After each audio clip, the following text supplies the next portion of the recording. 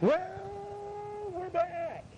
We ended up raising $5 million with our last cassette tape. We have cassette tapes in Uganda and Hutandi and in Frubandi. We have cassette tapes all over the world, in Russia, German, Japan, Savan, Koran, Barand. We have cassette tapes everywhere. Just as we speak, we just got another donation of $17 trillion for our cassette tapes. So thank you to all the trillions of people who supported, and I'm sure you're all listening for this second Dirty Words tape. Thank you for your contribution of billions of dollars. Somebody gave us a Batmobile. Somebody gave us a new washer and dryer. Don't forget the fucking wash machine that talks to you when you wash your clothes. One of the washing machines that was given to us in exchange for the Dirty Words mixtape not only talks, but is quite fluent in linguistic...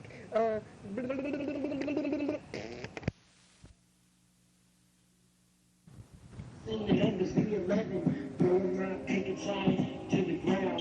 Think I'll take my chances with a three-headed hound. Clean blood, simple as that. Rather be a ghost than an angel in rags. Send me back to earth in my ethereal form. Still want the tail in them dope-ass horns, so red skin. Down to the stage, make a little puddle right there. And at the end of our, like from here to that couch, there was a puddle of this, a little pond that chicks right down in that rolling around. Well, naked. Throwing mud at her husband saying, "You never let me have any fun." He said, "You're naked." I know. I'm running my right side. Reminds me of the 60s. It's exactly what it was like. And I bet I heard talking 5 times that day. They just didn't go off the, once they got on the stage, they didn't even go off the stage. One of them would say, "I gotta go piss." He'd go to the back. Then I'm gonna go get a drink. He'd go get that music continuously. Never did they collectively go off the stage until it was over. People that smoke joints are better. I mean, you get ashes everywhere. It smells continuously. It's just a bad thing. Joints are a bad thing. Roll them up, smoke them, get on down. Is Jackson still working on that case downtown? You really? We gotta find out what's going on with these cassette tapes. They're popping up all over the city, causing mayhem and chaos. Yeah, first I thought the rocks turned out being colored on everywhere. The gun thing, but finally the tapes all over the other. I didn't even hear what you said, Franklin, with that donut in your mouth, you fat fuck. Fat fuck my ass in my mouth, bitch. Well, fuck you too. We're never gonna get this case solved if we squabble amongst ourselves about donut consumption. I think our best clue is Hyperborean coffee. Only $4.99. Every morning I wake to Hyperborean coffee, I feel like Conan the Barbarian. And if I want a little bit darker roast, I just add a couple extra scoops and then it's Conan the Sumerian coffee. However your Hyperborean coffee, however you like it cooked, cook it that way. Do you cook coffee? I don't know. You do in Hyperborea. $4.99. Hey, fuck yeah, I mean, get after it. When, nowhere, I look across the creek and there's some guy looking at me with binoculars.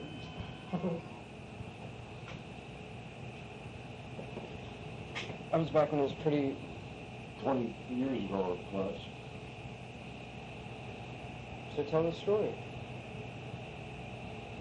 Well, there's about 10 acres out there off Alder Creek Road. And there's a half-built cabin. The main beam was there and some of the outside poles were there, and that's about it. And anyway, we got out of the car and I looked around and I thought, fuck, we're in the middle of nowhere. Because we drove like a long time on the dirt road before we turned off to go there. And I was looking around, told Betty, I said, man, I said, you know we're in the middle of nowhere. Ain't nobody can see us out here. And I looked across the creek, and there was a man standing there on the edge of the fucking mountain with binoculars looking at me. I thought, oh, is that right? Well, I can do that too. So I got in the Jeep, got my binoculars out, and put an eye on him. He put an eye on me, and then about 20 minutes later, there was this big old roaring crashing down the road. I thought, who the fuck is that? And it was Greg, and he gets out of the truck and goes, "Hi, you guys, how you doing? My name's Greg. I live across the creek." "Well, my name's Betty. This is Betty, and that's Elizabeth." And Giovanni, I think he was there too. Anyway, he says, you guys want to smoke a bar?" I thought, "Well, yeah, I can smoke a bar, but we got work to do." And he goes, "That's all you guys been doing over here is working." He says, "You ain't never going to get nothing done." I said, "I'm working so I can have a place to sleep with my family this winter. That's what makes me work all summer long." He goes, yeah. And I go, "Well, how much wood you put up yet, Greg?" Because I thought he'd been there for years in that log cabin, right? I didn't think that they just moved out there the same time as we did. And, what was I saying now? Asking Greg if he had, Oh yeah, I asked him if he put any wood up yet. He goes, "No, not yet, I got plenty of time." I go, "Well, let me tell you a little secret. Summertime is when you get ready for winter. That's just the fucking way it is in the mountains. You gotta fucking keep your ass warm and dry in the winter. And I'm building this cabin to do that. You'll never get it built in time." So yeah, I will before the first snow. I'll have that cabin built. So me and your mom worked on it about 2 more days, and here he come again. "You guys want to smoke a bowl?" So yeah, I guess. So we got off the roof and smoked the bowl. I told Betty, "Hell, I'm stoned. I ain't gonna be able to do nothing for an hour or so now." Greg says, "Okay, guys, I'll see you later." Every day or two, here come Greg down the road. "You guys want to smoke a bowl?" So come to find out, Charlie's dad passed away and left him wood stove. His stovepipe went out on him, blew out. It was the old pipe. He didn't replace it when he moved in. So me and a couple of guys got together. We found a couple of elbows and some cutouts and this and that, and found enough pipe to fix his stove. So we went over there and said, "We got you covered, bro, because you just moved out there, right? And you take care of your neighbors out there." And I go, "Well, we're going to go ahead and set you up." He goes, "What do you mean?" I go, "We got all the stuff to fix your pipe. Guess what?" I already know because I know Greg. He's I said, "Fuck you. You ain't I thought, God damn, you stubborn bastard. But I give it to him. He's lived out there 20 years now, and he ain't fucked up yet. Yeah, Greg's the definition of an anarchist for sure. That you can be in nowadays. And you can't discuss any kind of politics with him. He goes, but you know what? Okay. Me and Crazy Wayne left Lompoc, California on the west coast. They're off 101 on 1. Anyway, we left there for Oklahoma in a 48 Dodge pickup where the front steering was going out and the wheel was just shaking, rattle back and forth going down the road. We drove that motherfucker all the way to Oklahoma. And of course it took us a month to get there, but you did everything but bar hop to watching TV in the back seat of a car. But we get to Oklahoma, and there's this restaurant open. So it's a pretty nice restaurant, but we wanted to get some coffee, right? We've been on the road for 30 days or better. So we wanted to relax and drink some coffee. We're at our destination. And your mom comes up and says, "Can I help you boys?" You know, that's crazy way of doing this motherfucker right here. And we go, "Yeah, we'd like some coffee." So she brings us some coffee, and she goes, "Anything else?" We go, "No, we ain't got the money for anything else." Crazy Wayne goes, "Watch this. You see these old people sitting behind us?" I run, he goes, "Watch this." And he turned around and stuck his finger way up his nose, ringed it, and stuck it in his mouth and grinned at him. They got up and left. Me and Crazy Wayne and over and sat down and ate the meal. That was too cool. Your mom said she couldn't be. Then your mom, she tells me, I said, "Where's your old man at?" She goes, "He's at work." I go, "Well, we ought to come by there and drink some beer with you and party out." She goes, "Okay." Ignorant as could be back then. So she tells us her address. So we go over there, and a big fucking Indian, about big as butt, answers the door. And I go, "Hi, you Rocky?" He goes, "Yeah." I go, "We come to party. Your old lady gave us your address," and he looks at his old lady. So we figured we'd come over and drink some beers and party a little bit. And that's where I started. I was checking her out from there on out. And everybody knew it, too. Everybody knew it. That fucking Deadeye, he's crazy over Betty. But everybody said, "You ain't never going to get that little pretty motherfucker." She didn't weigh 100 pounds. 5'2", 100 pounds. She's just a little dinky motherfucker. Tom's Chocolate Savior. Tom's Chocolate Savior. Taking apart of what's wicked in life, and I'm feeling the pain of the push of the knife, and I'm making a wish, and I'm tossing it twice in a quarter, a well in a penny called life. Hope, but don't think it won't save me a savior. Chocolate dipped, he's wrapped in foil paper. Hoping I know that I'm walking a road, and I'm feeling the pain of the cold. Throwing a quarter and hoping a dream, and I'm putting the work that I'm wanting to see. Chocolate, all wrapped up nice. It ain't gonna take credit for my work in life. The weather gets rough and it's whiskey in the shade. Best to wrap your savior up in cellophane.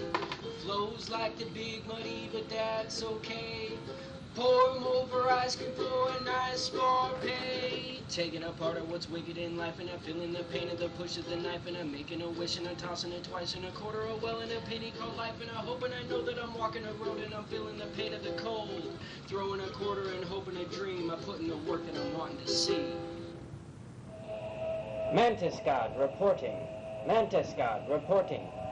5, 4, 3, 2, 2, 2, 1.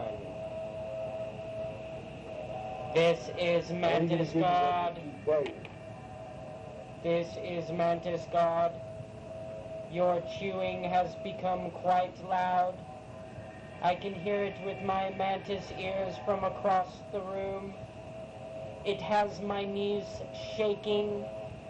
It has me buckling. The sound of you eating. Over. Transmission. Mantis God, I have got your message about the loud eating. I do not know what to do, but tell you to shut your fucking mouth about it. Stop your complaining, sit down, and draw pictures, you stupid fuck. Beep, beep, transmission. This is Mantis God. You can also, too, suck my nuts, and also, too, with a spoon, go ahead and eat my asshole.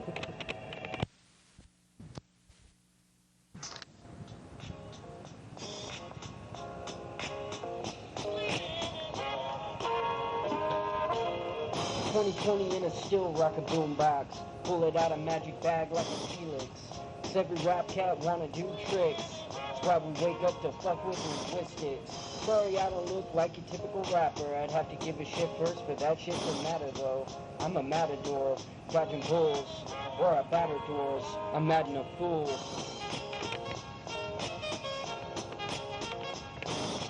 Dirty Words Mixtape, Volume 2, yeah. Dirty Words Mixtape, coming to you, yeah. Dirty Words Mixtape, Dirty Words Mixtape, Dirty Words Mixtape, yeah. Dirty words, wordy words. Last track was by our local boy, Dirty Jack Dorset. No, my name's actually, it's the Patchwork Mummy. It's Patchwork Mummy 23. Boy, that sounds like a lot. Yeah, but it works Kabbalistically. I walked right into that one, didn't I? Well, Franklin, the description came in. It did. Yep. Apparently, our perp has long hair and a spaghetti-stained beard. Oh, you know he's a gangster. He's got long hair and a beard. You know how that was. Yep. That's true, Franklin. But you know, it'd be even better to have a beard with spaghetti in it, like you said. I'd be against a lot of beards like that for distributing. Yes, distributing food, like Mr. Twix. You ever read that book? No, I never read Mr. Twist. Oh, yeah, it's a good kid's book. I like to read them while I'm sitting on the toilet taking shits. Yeah, I sit on the toilet and shit too, but I don't read my fucking book. Timothy, are you in here talking to Franklin again? Yes. What do you want, sir? I need some progress on that cassette tape case. They're spread out all over the city. People's buttholes are palpitating. Mothers are starting book clubs things irrelevant to what I'm talking about. Go figure it out. All right, Franklin, let's get on the job. Looks like the chief here has got a firm finger up his rectum. I heard that. Soon enough, communication will be complete. We have the old man waiting. We have the jars.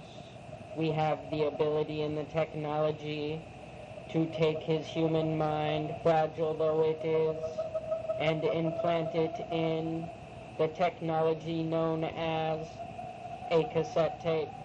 We will place this in a jar. We will take this to planets far beyond his solar system. We will take him to dimensions that he could not fathom. Let me just interrupt you one moment. You're going to interrupt me right now in the middle of my speech. Yes, we must interrupt you one moment. I do believe that you are drawing references from an H.P. Lovecraft story called The Whisperers in the Darkness. Yes, I know, but it's actually, in fact, no, it's an original idea. No, it's not. It's not an original idea. All right. Either way, we will be transporting the human's mind that is now and will be forever till the end of all eternity in the cassette tape, in the jar, and then the jar with me through, and this time it's, yeah, we covered it. We covered that. We covered that. Well, it's good to see you. Good to see you again, John. We're just gonna leave where we left off last week. Has anything new happened that you want to talk about before we get started here today? I've had a visitor. Somebody visited you? Did your kids visit you? What's going on? I had a visitor from Mantis God. Mantis God. The man is Mantis God. The man that'll do it to you all the time and under your underwear too, because he's Mantis God, the king of the aliens. I'm Mantis God. Okay, well, let's start from the beginning. That was a lot to handle. I got underwear in there, I heard that, and I heard Mantis. We're going to go ahead and try something new today. We're going to take you into a regression. So go ahead and get comfortable. I'm going to count back from 3, and you go ahead and think of where you were when this encounter happened. So 3, 7, 12, 5, 2, 4, and 1. Well, I'll tell you what. I was surprised to be visited by an alien. But I was out in the church, praising God with everybody. The Mantis God came right through the cross with, I am Mantis God, king of aliens. And I thought, man, get down with your bad self, aliens God. So, What did this Mantis God look like, John? he had like a cape around his head, and bug eyes, and big long robe, brown robe, blue eyes. He was Mantis God. What were your feelings when you witnessed this? I wanted to eat him. I'm sorry, say again? I wanted to eat him.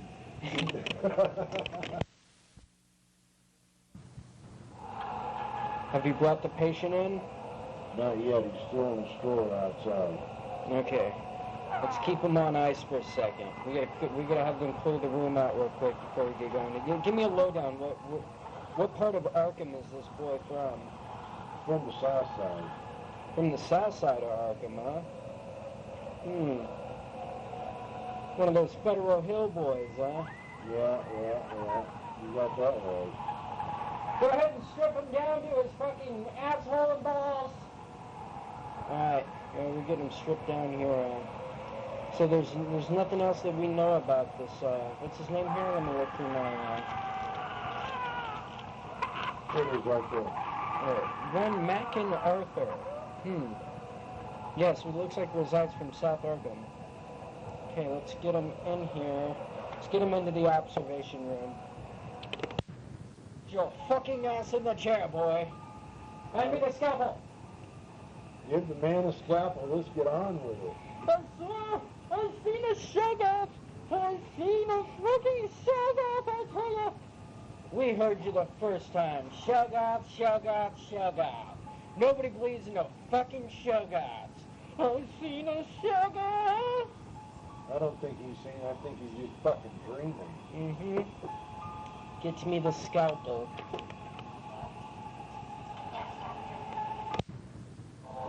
It's hard being an Arkham boy.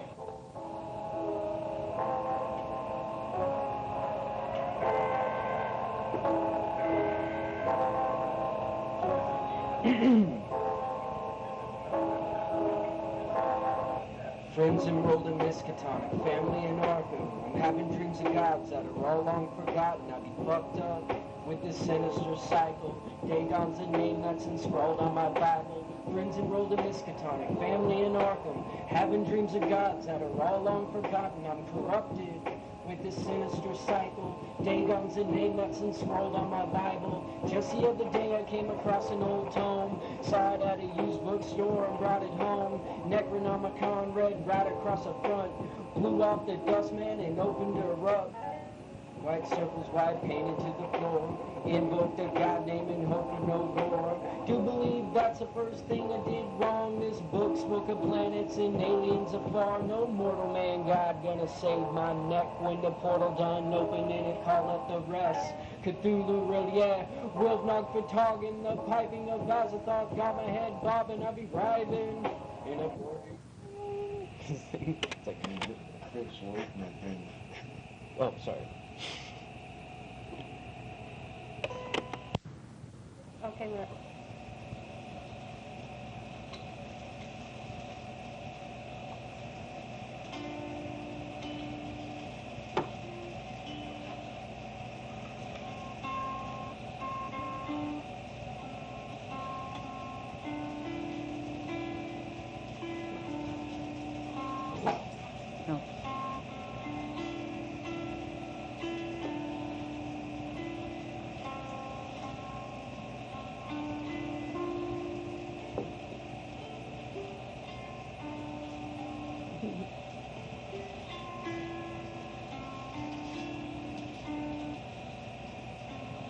Okay.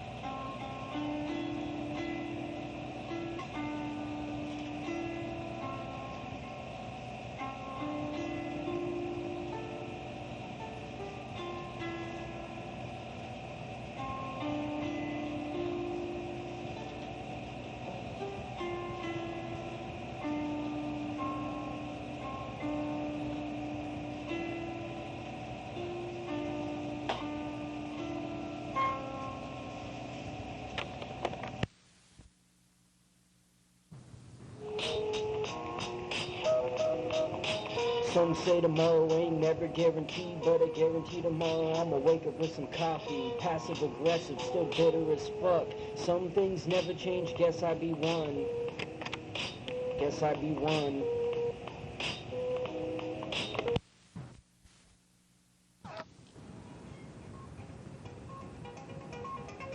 Tonight on Nightly News. You have the sunshine, you have the rain, and I'll be damned if you ain't got the same. We got the rain, we got the pain, we got the game, we got the chains. This is your Nightly News Update with Dad and Gio. We're covering the new epic story just coming in. The Dirty Words mixtape has found its way into downtown populated areas. And I can't even talk correct. But we do know one thing's true. No. We need to stop this. Oh. So, tonight, we will be discussing how to stop the spread of the terrible Dirty Words mixtape. Alright, now to you, Rambo, since you can't stop barking. It's been seen all over. Nobody can stop the spread of this terrible blight. All we know is that it's covered and saturated and lacerated and emasculated and defragmentizations, sandigizations, rebrandapindapindapantations. But we know one thing is imitation.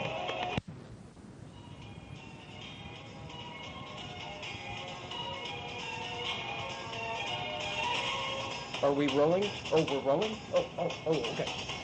Tonight, we've already discussed it. Oh, we've already done this? Yeah, we discussed it. Oh, we discussed it already? We did.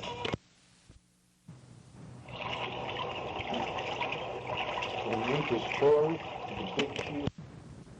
Somewhere in the waters outside of Innsmouth and near Devil's Reef, our two fishermen sit and have a conversation about times long past.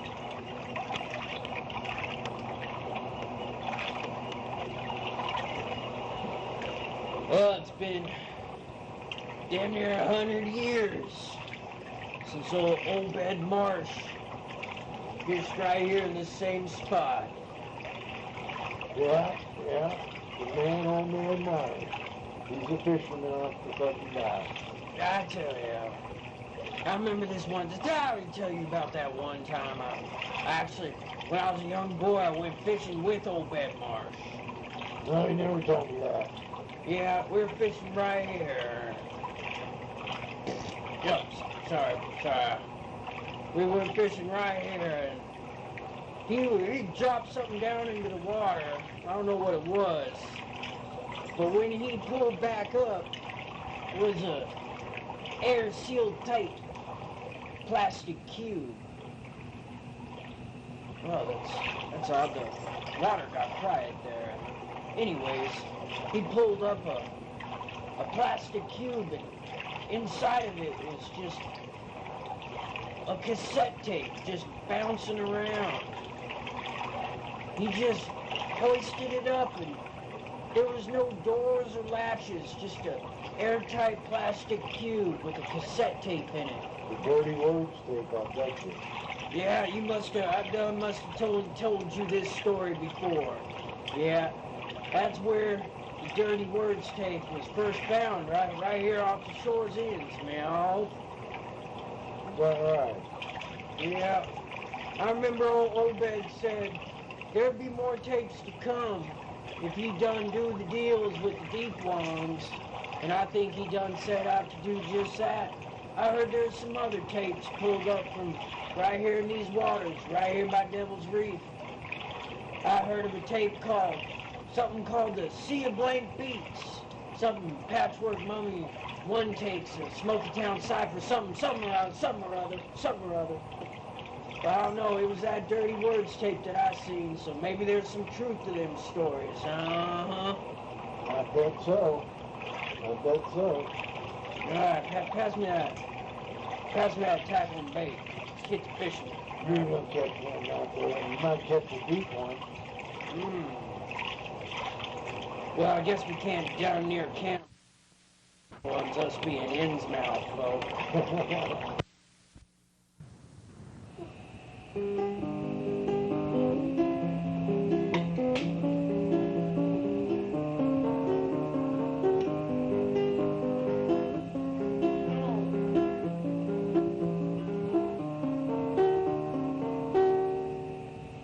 Well, once I lived by Mothman. He's a good neighbor. Till one night, I looked out my window, and there was Mothman. Staring right at me. The issue with this was, I was naked, and he was staring at me naked. Mothman was looking at me naked.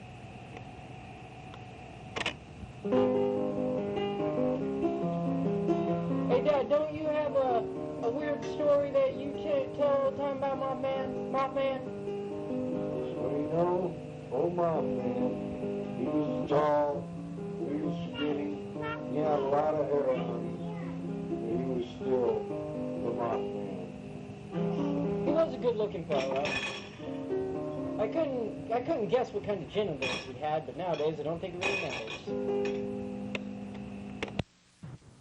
But he was living in the mountains, the Bitterroots, in Idaho, and it was back in '86, and me and Betty had just got together, and she had a daughter that I kind of adopted. She was just 2 or 3 years old. Anyway, so we was living in this log cabin out in the middle of nowhere, and come Halloween time was coming up, and thinking, man, what am I going to do for this kid for Halloween? She can't go out Halloween just because we live in the mountains. But so we went down, we had to go through this farm gate to get to our cabin. And this guy named Gil that ran the farm came up one day and gave us a pumpkin. He goes, here, give this to that girl you guys got. And I thought, what a score. So we went ahead and he gave us a pumpkin, Buddy went ahead and carved it when we ran him wasn't looking and put it outside. So that night, we got some candy from somewhere. I can't remember where we got it from. We got a little bit of candy.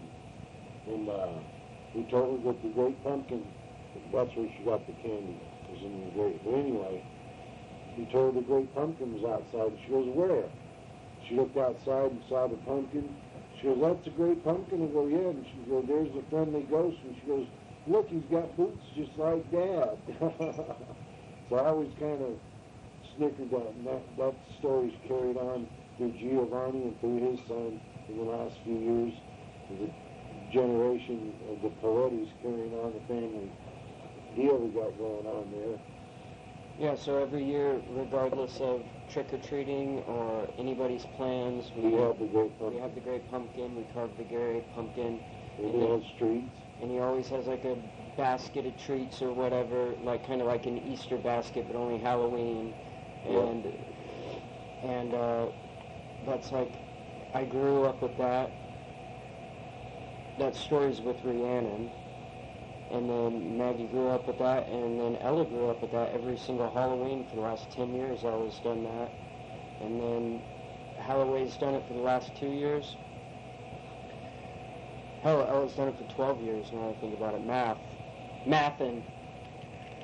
Yeah, the Great Pumpkin is a very magical... 34 years old this year. Yeah.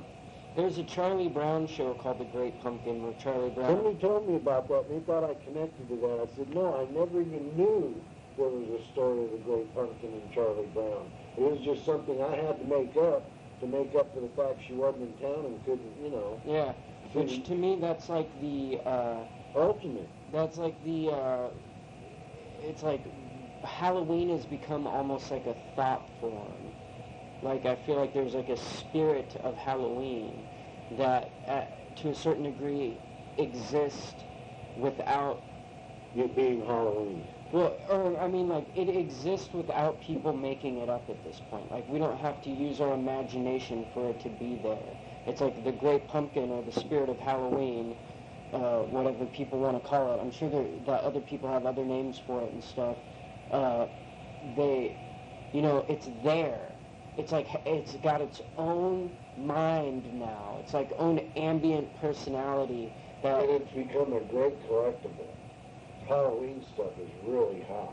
Yeah. Really hot. Well, it's nostalgia, which is kind of is why that stuff's so popular, and that's kind of what we're talking about, is the nostalgia having magic to it. But after a certain while, I kind of think I like to think, this sounds a little fanciful, but I like to think that the Great Pumpkin found you guys out there in the woods, and that guy that lived down the road that brought you the pumpkin and everything was kind of like, I don't know, like the avatar of the Great Pumpkin, or he was the messenger of the Great Pumpkin. Yeah, because the next day the kids didn't know it, but I walked out there with the pumpkin and put it on a post that kind of enters into our property.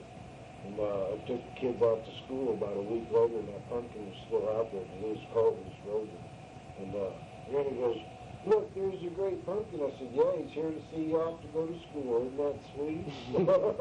Yeah, that's definitely... I played it because she didn't have any candy. I mean, we got a little bit. She didn't have her Halloween, go to the door-to-door deal. She didn't have that. So I had to make up for that and do the best I could with the best that I had. And that's what I did. Hail the Great Pumpkin.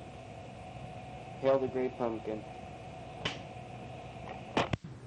Cockroach and the Mouse. There was a cockroach that lived in this house in the wilds of Hollywood. And in Hollywood they had fancy people, they had movie stars, they had everybody.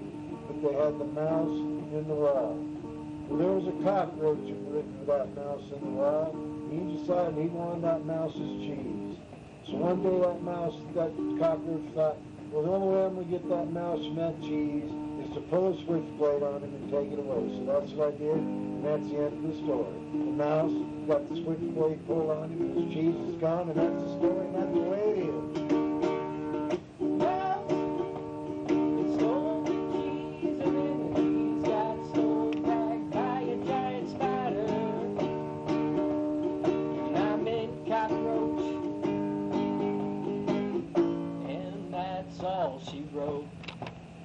But my foot's still tapping, so you better get ready for a part 2 right now with clap. No, I'm joking, we're not going to do that. It's in the early 80s in Oklahoma, and we had a friend of ours that lived there in a small town, Marietta, Sulphur, Oklahoma. And we went over there to visit him one day, and Betty, before we got together, was with her old man, and they went over there to visit him, and they said that something's going on that they have to take care of. So I said, that's cool. So I stayed in the living room and watched TV, and then this guy on a motorcycle pulls up, and I thought, fuck, what's going on? And some guy and his old lady get off the bike, some big old black-haired burly guy, and he goes in and talks to Betty, and they go in the garage and do something. He was in there for about an hour, had bloody wags and shit, and I had no idea what was going on. So the next morning I woke up, I went in there and get me a cup of coffee, and this big burly bastard comes out of the fucking back room and goes, hi, I'm a Harry. And I go, hi, I'm a Deadeye. And that's how I met Harry. I've known Harry ever since. In fact, when me and Betty got together, I sold a piece of property, and he come over where me and Betty was working, trying to make enough money to get out of Oklahoma City. And he come over there and give me $600 on some property that I had. So that helped us out getting to Oklahoma. I mean, getting from Oklahoma to Idaho.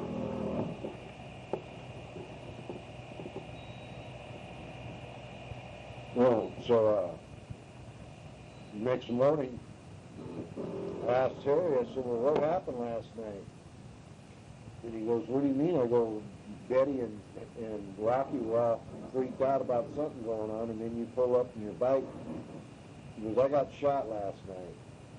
And I go, you got shot? He goes, yeah, 4 times. He goes, Betty was helping me bandage myself up and get the bullets out. I go, well, fuck, what happened here? And he goes, this fucking punk over there in the bar in Oklahoma City got in my face and told me a bunch of shit I didn't fucking like.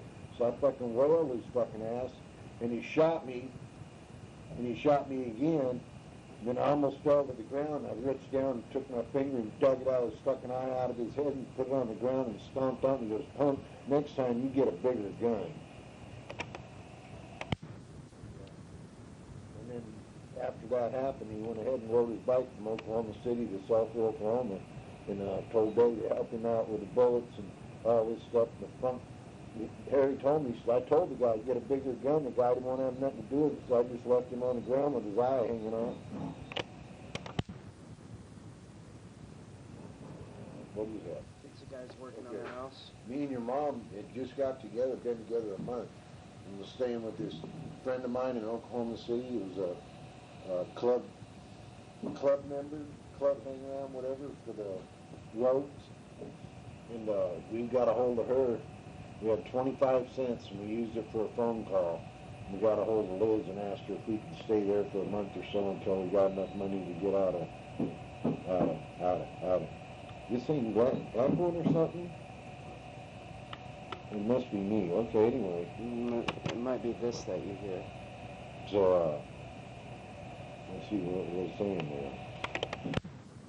Job working in a bar and restaurant, right? And good money, too. And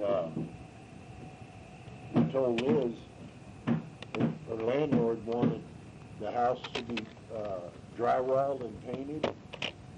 And I told Liz, I'll tell you what, I'll work you out a deal. You let me stay here for a month or so with Betty and Elizabeth.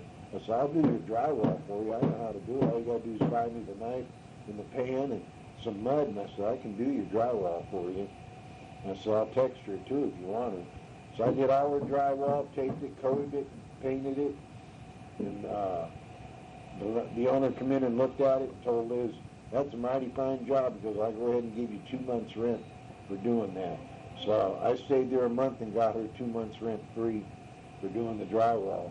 And then Betty was at work one day and she called me up and told me to come see her at work. So I went in there and was sitting at the bar and the owner playing Betty, working on Betty, goes, you sure you want to be around a guy that looks like that? You don't even know what you're getting into. She goes, I've known that guy 5 years. Anyway, so all of a sudden we're talking at the bar and in walks Harry. And I go, fuck, I hope nothing's wrong because Harry's trouble all the time. I mean, he's Black Shotokan. He's a dangerous man. But he come in and said, hey, Della, what's happening? I go, hey, what it is? I said, I see you and Betty got together. I said, yeah, that's the way it ended up. I said, me and her's together for good, too. And he goes, well, here's some money. He goes, you know that 10 acres you bought out there in Oklahoma? I go, yeah. And he goes, well, I sold it and made some money on it, so here's $600 of it. I thought, boy, this come in right in time here. I'm ready to cut a rug and get out of here and head for Idaho. That's $600 to help me out a lot.